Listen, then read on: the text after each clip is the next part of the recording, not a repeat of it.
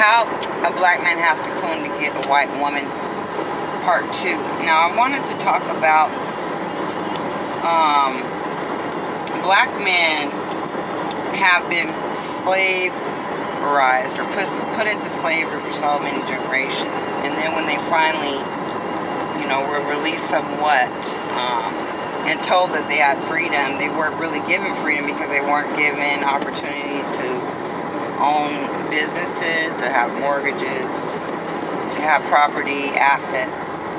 And so when you free a people and then you don't give them a means of survival, and you place them in ghetto, plantation style environments, what happens is they get into, it's called a hierarchy, Maslow's hierarchy or whatever, survival.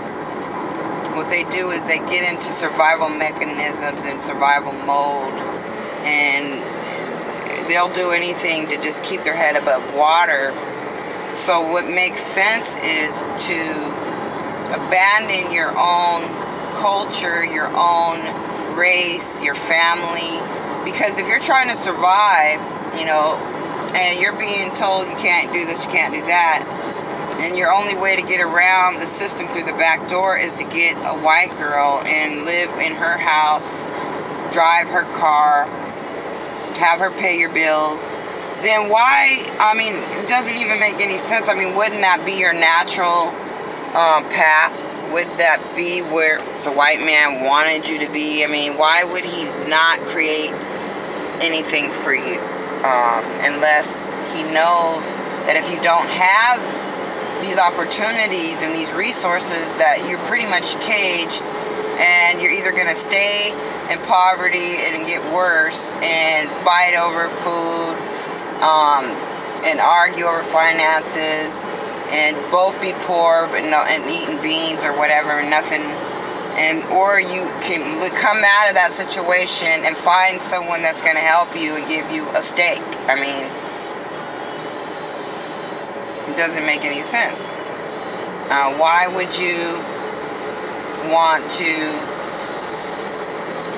stay and eat beans when you can go eat steak and you can have more privileges, more opportunities? So they basically cut off. It's like a Great Wall of Berlin, where they just walled them in to bad environments, to no opportunity for advancement, no mortgages, no credit, no vehicle loans, and even, so that just pretty much sterilized the black man into having to be with the white woman, because they know a lot of these white men are sterile, and the rate of white women having babies has gone down, and they have to try to keep some form of of their race going. So this was definitely a good counteract and opposition to you losing the birth rate and women becoming sterile, because we got a lot of women that are heavy alcoholics and on these new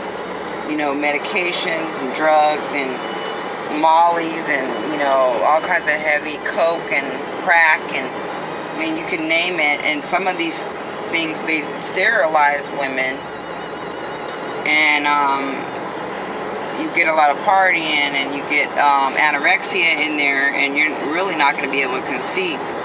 So you got this trend of women being so skinny, but yet that's not good for producing kids. And then so what you do is you get the fat girls or whatever, the ones that are still fertile, and you just ship them off to the black man bingos. And just like in slavery days when the masters couldn't pregnant their wives, the mandingo would.